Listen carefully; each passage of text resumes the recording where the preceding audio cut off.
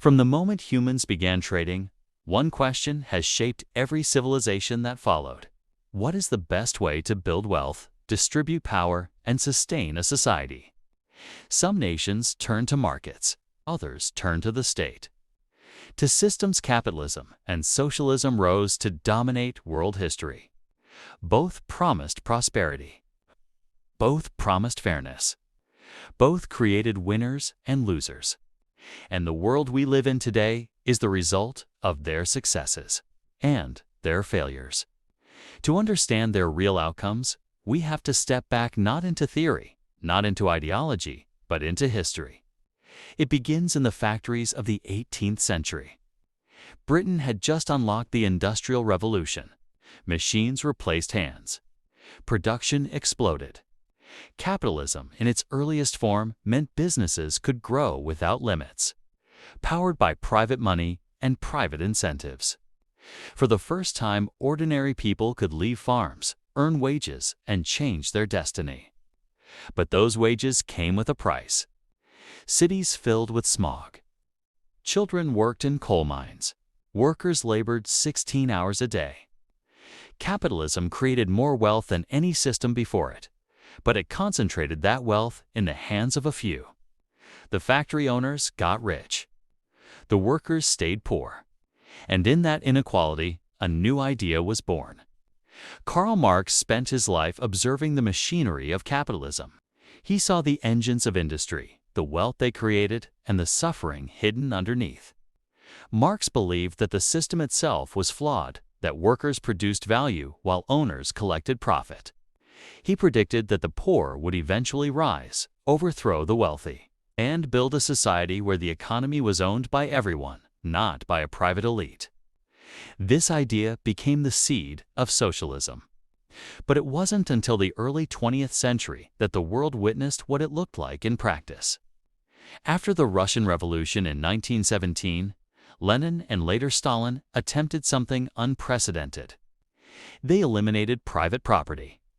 They placed factories, farms, and resources under state control. The promise was a quality-no-rich class. No poor class, no exploitation. The early results surprised the world. Within a single decade, the Soviet Union went from a backward agricultural empire to an industrial giant. Steel production soared. Literacy rates climbed. A nation that had once been medieval became a world power. But success came with a hidden cost. When the state controls everything, the state must also enforce everything. Innovation slowed. Corruption grew. Without competition, factories had no reason to improve. Without incentives, workers had no reason to push harder. Shortages became common. Lines grew long. People waited hours for bread. Capitalism had created inequality. Socialism had created stagnation. Both systems had solved one problem but created another. The real turning point came in the aftermath of World War II. Europe was destroyed. Economies were in ruins. Two models stood before the world: the American model of market capitalism and the Soviet model of state socialism. The United States poured money into rebuilding Europe through the Marshall Plan. Private companies grew. Trade flourished. Innovation exploded. From airplanes to computers, the engine of capitalism produced breakthroughs that reshaped the world. Meanwhile, the Soviet Union expanded its system across Eastern Europe.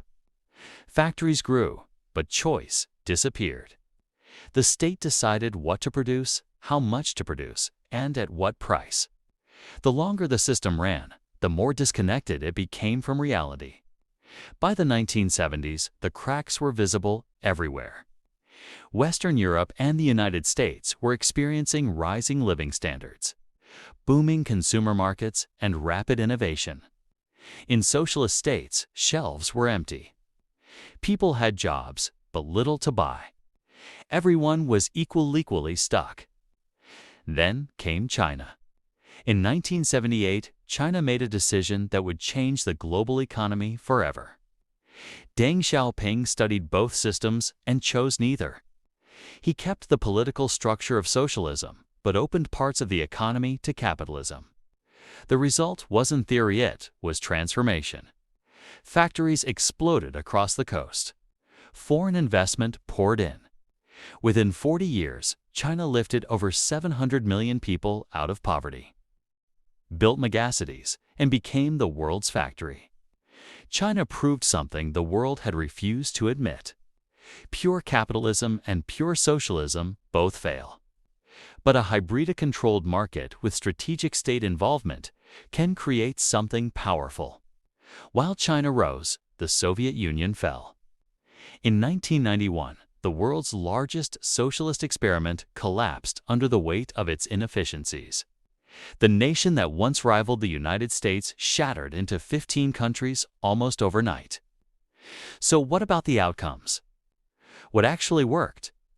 Capitalism produced innovation, wealth, and global progress at a scale the world had never seen. It created competition, incentives, and opportunity. But it also produced inequality, instability, and financial crises. Every boom had a bust. Every innovation left someone behind. Socialism produced equality on paper and, in its early stages, rapid development. It eliminated extreme poverty, gave universal health care, and ensured employment. But it suffocated creativity. It punished ambition. And when disconnected leaders made decisions, entire economies paid the price. Neither system delivered perfection. Both systems delivered lessons. And those lessons shaped the modern world. Today, almost every advanced economy blends both systems. The United States is capitalist, but its biggest sectors, defense, healthcare, finance, are deeply supported by the government. Europe leans toward socialism but thrives through competitive markets. China calls itself socialist, yet it runs the most intense capitalist manufacturing engine in history. The real outcome is clear. No nation today runs purely on one system. The extremes failed. The hybrids thrived. The truth is, capitalism wins at generating wealth, but socialism wins at distributing it. One builds speed, the other builds stability. One rewards ambition, the other protects the vulnerable. The world discovered that the secret isn't choosing one, it's using both. A market strong enough to innovate, and a system fair enough to protect its people. And that's the real story. Not ideology, not debate, but history. History doesn't care about arguments. It only cares about outcomes. So the next time someone asks which system won, remember, neither did. What won was balance.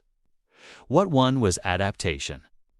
What won was the willingness of nations to learn from each other's failures. And that's what shaped the world of finance and power we live in today. If this changed the way you see political and economic systems, subscribe. Because understanding history isn't about looking back. It's about seeing clearly what comes next.